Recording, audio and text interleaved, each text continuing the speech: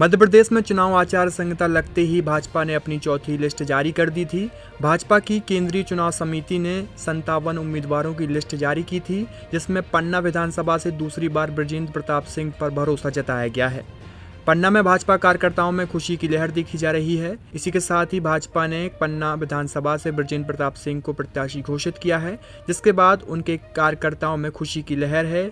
Ticket मिलने के बाद बृजेंद्र प्रताप सिंह ने कहा कि विकास कार्यों को लेकर जनता के बीच जाएंगे। पन्ना विधानसभा की बड़ी बड़ी मांगें हम सब ने अल्पकालीन समय में पूरी की हैं, इसलिए काम के आधार पर ही जनता हमें आशीर्वाद देगी, जिसको लेकर मैं पूर्ण रूप से आश्वस्त हूँ। बृजेंद्र प्रताप सिंह की राजनीतिक पृष्ठभूमि पर भी एक नज़र डालेंगे। उन्होंने अपना पहला चुनाव वर्ष 2003 में मध्य प्रदेश के पवई निर्वाचन क्षेत्र से जीता था। वह उस निर्वाचन क्षेत्र में जीतने वाले भाजपा के पहले नेता थे। वह 2008 में फिर से निर्वाचित हुए। 2009 में शिवराज सिंह चौहान के मंत्रिमंडल में विस्तार हुआ, जिसमें उन्हें किसान कल्याण और कृषि विभाग के साथ राज्य मंत्री के रूप में नियुक्त किया गया।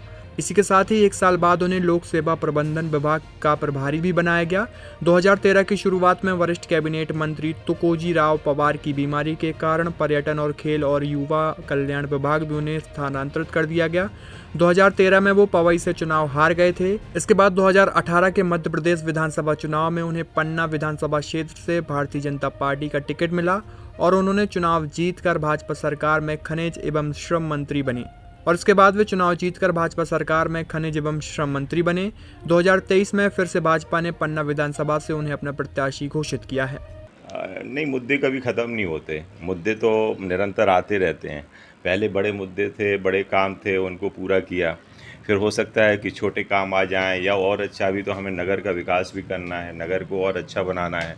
हमें अभी अजयगढ़ को भी बहुत अच्छा बनाना है और इसलिए ग्रामीण अंचल में भी बहुत से ऐसे जो कुछ काम बचे हैं वो भी हमें करने हैं। इसलिए मुद्दे कभी ख़त्म नहीं होते, मुद्दे तो रहते हैं। लेकिन हाँ, ये खुशी है कि जो बड़े बड़े मुद्दे थे वो हमने इस अल्पकालीन कार्यकाल में, क्योंकि 16-17 महीने में हमने पूरा करने का प्रयास। दूसरी बार टिकट दी गई है, क्या किन मुद्दों को लेकर? मैं मानता हूं कि ये शीर्ष नेतृत्व ने हम पे विश्वास किया है। मैं उनका निश्चित रूप से मैं आभार प्रकट करता हूं कि आज उन्होंने मेरे कामों को या मेरे जो मैं लगातार संपर्क में रहा हूं, जनता के बीच में सक्रिय रहा हूं, उनके सुख दुख में भी जाता रहा हूं और इसलिए शीर्ष नेतृत्व ने उस चीज़ पे विश्वास किया। मैं पहले पवई से रहा तो मैं वहाँ पे भी हमने लगातार काम किया, इसलिए विकास के नाम से हमारी पहचान पवई में भी बनी थी। पन्ना में थोड़ा चैलेंज इसलिए था कि नई विधानसभा थी और मुझे समय भी कम मिला था, क्योंकि हमारे 17 महीने कांग्रेस सरकार में गए थे, 2 साल कोरोना में गए थे, हमें 16-17 महीने मिले थे। लेकिन उसमें हमें ये लग रहा था कि हम इतने अल्प समय में काम कर पाएंगे जनता के बीच में कि नहीं कर पाएंगे। लेकिन मुझे खुशी है कि हमारे शीर्ष नेतृत्व का आशीर्वाद रहा, जिस कारण से जितने भी मुद्दे हमारे मांग के थे, चाहे वो पुराने लंबे समय से लंबित रहे हों या अभी तत्कालीन हों, हमने सभी को पूरा करने का काम किया है। और इसलिए मैं मानता हूं कि ये अब जनता निश्चित रूप से हमारे कामों पर विश्वास करेगी और आगे भी भरोसा करेगी। एक बड़ी सौगात। अब बुलेट के दीवानों के लिए मार्केट में आ गई है एक नई sensation, bullet next generation new standard 350।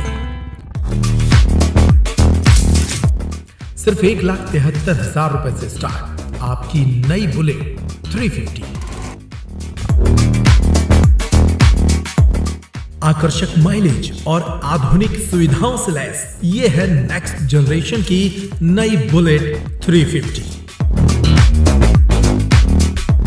अगर आप हैं रफ्तार की दीवानी तो आज ही आइए और ले जाइए न्यू स्टैंडर्ड 350 सिर्फ 21,000 रुपए के डाउन पेमेंट पर। आज ही आइए हमारे शोरूम और ले जाइए अपनी नई बुलेट। हमारा पता है क्लासिक व्हील्स, सागर रोड, छतरपुर। अधिक जानकारी के लिए कॉल करें 6264454031।